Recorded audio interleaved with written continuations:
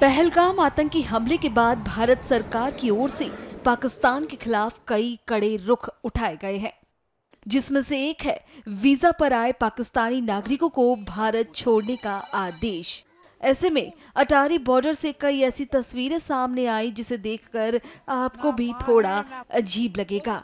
कोई कह रहा है कि वो 41 साल से भारत में था, तो कोई कह रहा है कि मैं अब पाकिस्तान जाकर क्या करूंगा। आलम यह है कि लोग रोते बिलखते भारत को छोड़ रहे हैं। वहीं भारत में रह रही पाकिस्तानी नागरिक सीमा हैदर अब भी ग्रेटर नोएडा में अपने बच्चों और अपने पति के साथ रह रही हैं। अवैध रूप से सीमा हैदर ने भारत में एंट्री ली थी, जिसके बाद उनकी अदालत में पेशी हुई थी और एटीएस भी इस मामले में जांच कर रही है। वहीं पाकिस्तानियों के भारत छोड़ने पर अब सीमा हैदर सवालों के घेरे में है कि क्या सीमा को भारत की सीमा के पार जाना होगा। इस मामले पर उनके वकील एपी सिंह ने क्या कुछ कहा, सुनिए।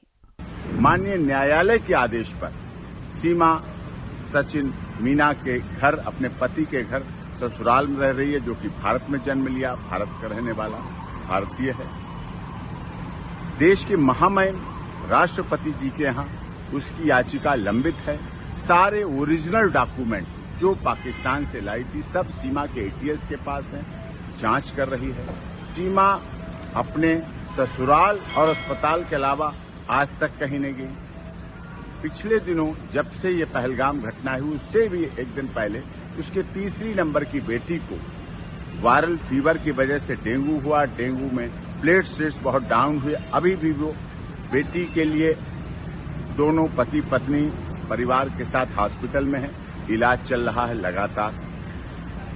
नवजात बच्ची उनके साथ है, भारत में बेटी। उसका सर्टिफिकेट उत्तर प्रदेश की माननीय सरकार ने जारी कर रखा है, बर्थ सर्टिफिकेट, और उसके आधार पर है, भारत में रह रही है। उससे इसने पहलगाम की घटना, जो दुखद घटना है, उससे इसका जोड़ना बिल्कुल गलत है। जो लोग आलोचनावश ऐसा जोड़ रहे हैं, उसकी स्थिति को देखें। भारत की अब बहू है, मीना समाज की सम्मान है और रघुपुरा में रह रही है। देश की सरकार का, माननीय उत्तर प्रदेश की योगी आदित्यनाथ जी की सरकार का, केंद्र सरकार का सदैव उसने पालन किया है।